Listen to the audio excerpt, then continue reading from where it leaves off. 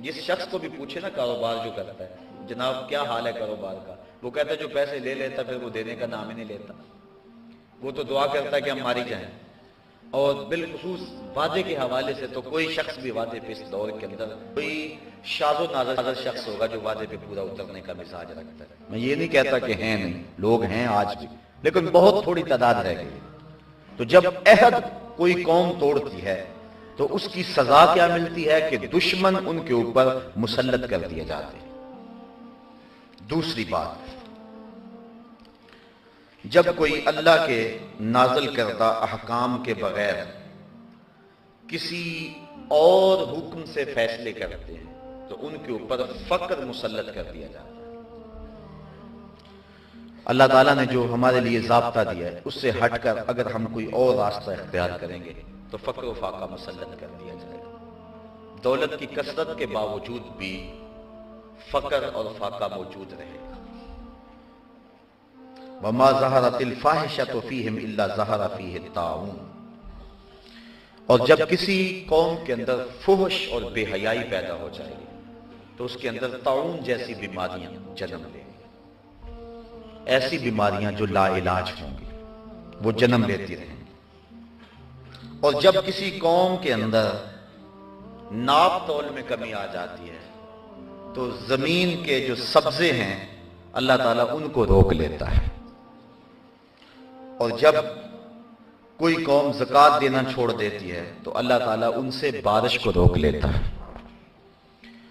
بے وقت بارش ہوتی ہے، وقت پہ بارش نہیں ہوتی، جب ضرورت ہے اس وقت نہیں ہوتی، تو یہ عذاب کی ایک صورت ہے۔ تو جو ان 5 امراض میں مبتلا ہوں گی ان کو یہ 5 سزائیں اس کی لازمی طور پہ دی جائیں گی۔ تو ناپ تول میں کمی اللہ کی رحمتوں سے بندے کو محروم کرتی ہے۔ اور مدینہ شریف پہنچتے ہی سب سے پہلا حکم جو سنایا وہ یہ تھا، چونکہ مدینے کی ریاست کا آغاز حضور نے کیا تھا اور دنیا کے اوپر جو ہے یہ پہلی باقاعدہ نظریاتی ریاست تھی، اور جس ریاست کے اندر معاملات کی صحت سے معاشرت کی صحت کو برقرار رکھنا تھا، اس لیے اگر دیانت اور صداقت کسی قوم میں پائی جائے تو اس قوم کے اندر بہتری آ جاتی، اور ظلم پایا جائے تو بہتری نہیں آتی۔ بلکہ ایک عربی کا مقولہ ہے کہ الملک یدوم بالکفر ولا یدوم بالظلم، ملک جو ہیں وہ کفر سے تو قائم رہ سکتے ہیں، ظلم سے قائم نہیں رہ سکتے ہیں۔ تو آج ہمارے ہاں ظلم پورے عروج پہ ہے، تو اللہ تعالیٰ نے ان لوگوں کی مذمت فرمائی جو ناپ تول میں کمی کرتے ہیں، جب لوگوں کو دیتے ہیں تو اس سے کم دیتے ہیں، اور جب لوگوں سے لیتے ہیں تو پورا لیتے ہیں۔ الا یظن اولئک انہم مبعوثون، کیا ان کو گمان نہیں کہ انہیں قیامت کے دن اٹھایا جانا ہے؟ لیوم عظیم، ایک عظمت والے دن کے لیے۔ یعنی یہ عقیدہ اگر ہو تو پھر انسان ناپ تول میں کمی نہیں کر سکتا۔ جہاں کوئی پولیس کوئی ایجنسی نہیں پہنچ سکتی وہاں یہ عقیدہ پہنچتا ہے۔ یہ خیال کہ میں آج جو بھی کر رہا ہوں کوئی مجھے دیکھ رہا ہے یا نہیں دیکھ رہا، اللہ تو دیکھ رہا ہے، اور کل قیامت کے دن ہر شے تشت ازبام تو ہو جائے، اس دن تو ہر شے سامنے آ جائے گی۔ یوم تبل السرائر فما له من قوت ولا ناصر، سورہ طارق کے اندر فرمایا اس دن سارے راز کھول کے سامنے رکھ دیے جائیں گے، پھر کوئی مدد کرنے والا مدد نہیں کر سکے گا، کوئی پردہ پوشی اس دن پھر نہیں ہوگی، اس دن ہر شے کھل کے سامنے آ جائے گی، جس دن چہروں سے نقاب ادھیڑ دیے جائیں گے، اور جب لوگ برہنہ کر دیے جائیں گے اور ہر شے کھل کے سامنے آ جائے گی، اس دن یوم تبل السرائر، سرائر سر کی جمع راز کی، جس دن سارے راز کھول دیے جائیں گے، تو اس دن تو کوئی پوشیدگی نہیں ہوگی۔ تو یہ عقیدہ کہ اس دن میں اپنے رب کے روبرو حاضر ہوں گا، ایک دن ہوگا جو 50,000 سال پر مشتمل ہوگا، اس دن ہر شے سامنے آ جائے گی۔ الا یظن اولئک انہم مبعوثون، کیا وہ یہ نہیں جانتے، انہیں یہ گمان نہیں ہے کہ اپنے رب کے حضور انہوں نے حاضر ہونا ہے؟ لیوم عظیم، عظمت والے دن کے لیے انہوں نے اپنے رب کے حضور آنا ہے۔ یوم یقوم الناس لرب العالمین، جس دن لوگ اپنے رب کے حضور حاضر ہوں گے، کھڑے ہوں گے۔ یوم، جس دن، یقوم الناس، لوگ کھڑے ہوں گے، لرب العالمین، اپنے تمام جہانوں کے رب کے حضور۔ کتنی دیر کھڑے رہیں گے؟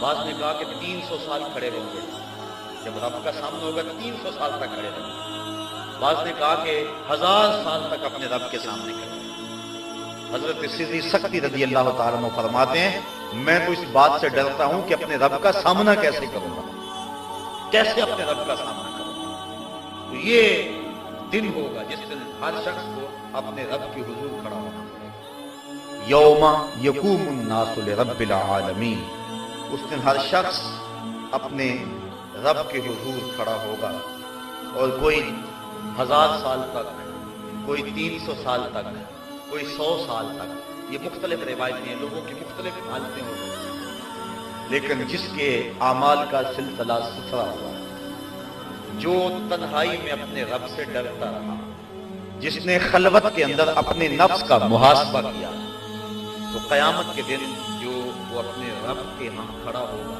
تو ایسی اسے لگے گا جس طرح فرض نماز پڑھنے کے لیے کھڑا ہو گیا اور سلام بھی پھیر دیا، بس اتنا وقت لگے گا اور 300 سال گزر جائیں گے، 100 سال گزر جائیں گے، 1000 سال گزر جائیں گے، اور اتنا وقت لگے گا جیسے فرض نماز پڑھی ہے۔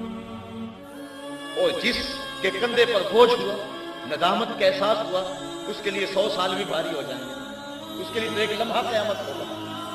تو کیا اقبال نے کہا تھا، مہینے وصل کے گھڑیوں کی صورت اڑتے جاتے ہیں، مگر گھڑیاں جدائی کی گزرتی ہیں مہینوں میں۔ جو وصل کے لمحے ہیں وہ تو یوں ہی گزر جائیں گے۔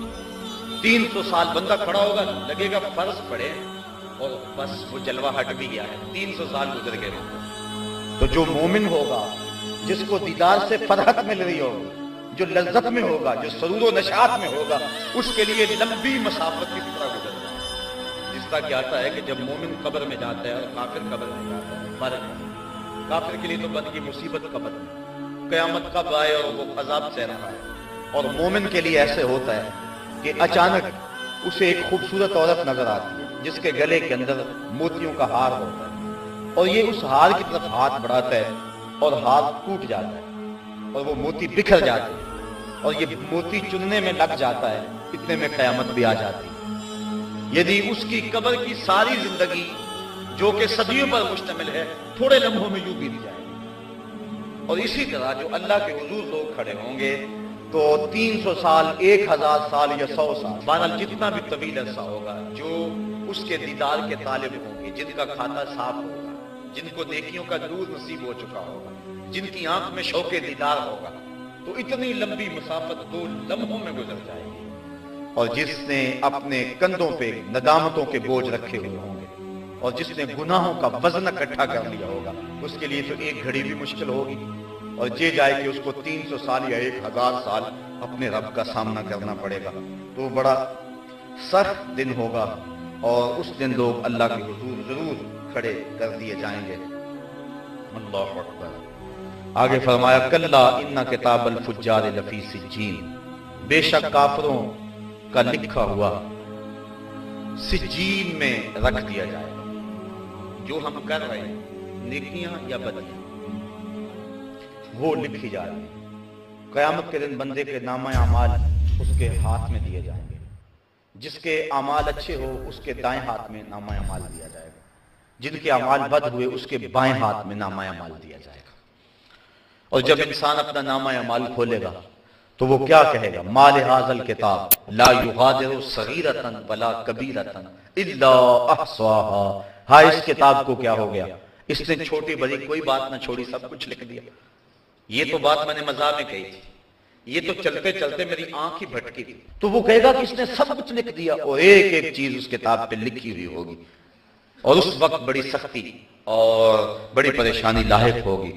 تو جو برے لوگ ہوں گے، فاجر ہوں گے، فاسق ہوں گے، کلا ان کتاب الفجار لفی سجین، ان کی کتاب جو ہے وہ فجار کا جو لکھا ہوا ہے، ان کے جو نامہ اعمال ہوں گے سجین میں رکھ دیے جائیں گے۔ اور یہ حضرت مجاہد سے روایت کرتے ہیں کہ یہ 7ویں زمین کے نیچے ایک چٹان ہے۔ اور ایک اور روایت جس کو حضرت کعب نے روایت کیا ہے وہ یہ ہے کہ یہ 7ویں زمین کے نیچے ایک کالے رنگ کی چٹان ہے جس کے اندر ان لوگوں کے اعمال نامے رکھے جائیں گے۔ اب محفوظ ہو رہے ہیں، جو بروں کے اعمال نامے وہ بھی محفوظ ہو رہے ہیں، جو اچھوں کے اعمال نامے ہیں وہ بھی محفوظ ہو رہے ہیں، بروں کے اعمال نامے، فجار کے اعمال نامے سجین میں رکھے جا رہے ہیں، اور وہ 7 زمینوں کے نیچے ایک سیاہ رنگ کا پتھر ہے، چٹان ہے، ایک وادی ہے، ایک اس میں